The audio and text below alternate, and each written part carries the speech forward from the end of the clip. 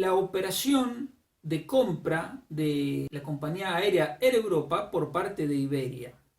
Te hago un poco de historia para que sepas cómo viene el tema y qué es lo que ha pasado en los últimos días.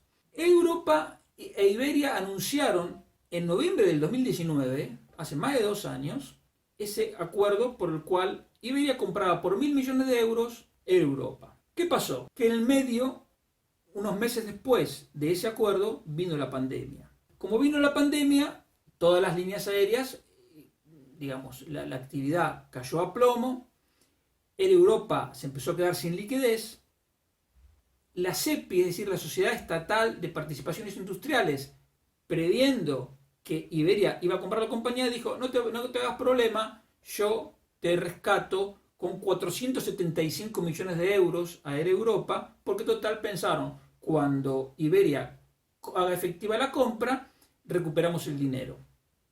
Además de esos 475 millones de euros, le dieron préstamos avalados para mejorar la liquidez. Llegamos a principios de 2021 y la pandemia seguía así, aunque ya había empezado la vacunación. Pero Iberia se dio cuenta que pagar 1.000 millones de euros era inviable y entonces llegaron a un nuevo acuerdo con Europa para pagar 500 millones de euros, es decir, la mitad.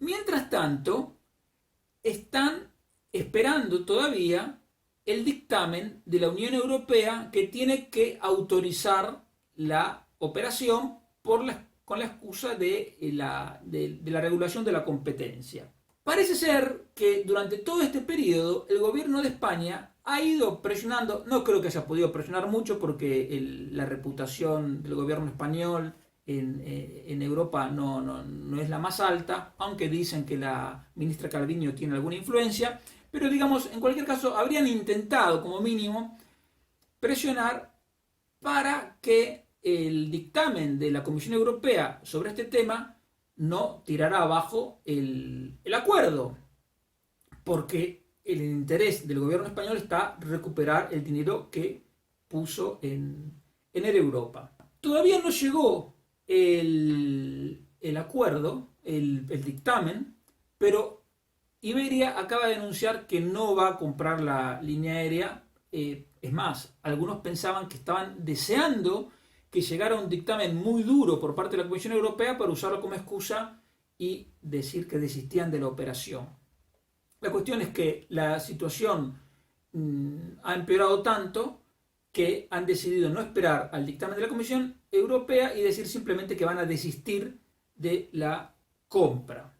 Sin embargo, Iberia evidentemente no quiere que se le meta aquí en España otro competidor que compre Air Europa. Entonces, va a pagarle Iberia a Air Europa 75 millones de euros, que va en lo que se incluyen 40 millones por la indemnización por haber desistido del acuerdo de noviembre del 2019 y 35 millones adicionales para que Iberia tenga un derecho de tanteo. Es decir, si viene, por ejemplo, Air France y dice, yo compro Air Europa y voy a pagar 500 millones o 600 millones, Iberia tendría el derecho de decir, espera, yo te igualo la oferta o te lo mejoro un poquito. Ese es el derecho de tanteo. Es decir, Iberia, haciendo este pago de 75 millones de euros, se garantiza que si viene cualquier otro comprador, ellos van a poder al menos mejorar la oferta o intentar reactivar la situación.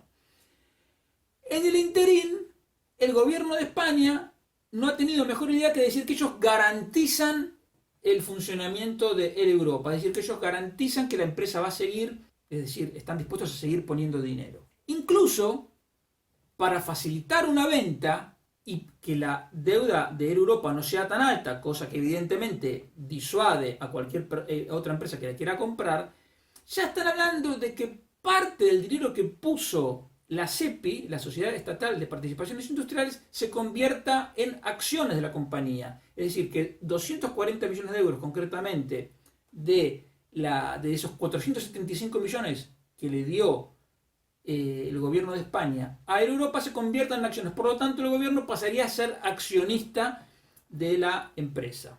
Hasta ahí los datos. ¿Cuál es el análisis? En primer lugar, que no veo por qué los gobiernos y la Comisión Europea tienen que estar dando dictámenes para aprobar una operación de este tipo. Eso va contra el derecho de propiedad porque las empresas tienen perfecto derecho a ponerse de acuerdo y comprarle una a otra o hacer el tipo de acuerdo que quieran. El problema es que ese tipo de regulaciones y leyes parten de la base de que los empresarios son estafadores y que quieren hacer daño a los consumidores, los quieren explotar. O sea, es una mentalidad en el fondo socialista.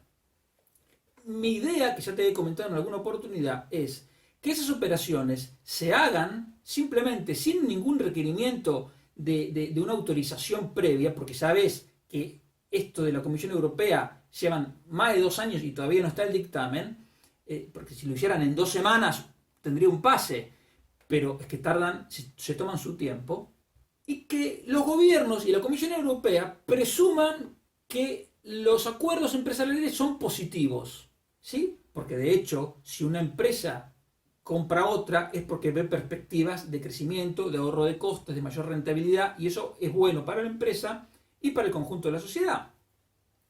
Porque siempre digo lo mismo, si una empresa gana más dinero, es mejor que si la empresa está perdiendo dinero, porque si una empresa pierde, no va a invertir, no va a contratar, es más, puede quebrar y puede despedir a todo su personal. Por lo tanto, en la medida que una empresa crezca y gane dinero, es mejor para todos. Entonces, el primer punto es ese, ¿por qué hay que someter este tipo de operaciones a las autoridades europeas? Para esto no se creó la Unión Europea. La Unión Europea se creó para que dejara de haber guerras entre Francia y Alemania, cosa en la cual ha tenido un éxito rotundo, y para defender los derechos de los ciudadanos. Pero esto no defiende ningún derecho, impide una operación, ha impedido que 2 empresas que se habían puesto de acuerdo no pudieran llevar a cabo una reunión, su acuerdo, y ha perjudicado en lugar de beneficiar a nadie. Pero el segundo punto es, ¿por qué el Estado tuvo que coger 475 millones de euros para dárselos a Europa o a cualquier empresa? Porque si una empresa es viable, los bancos, cuyo negocio es prestar dinero, no van a tener ningún problema en financiarlo.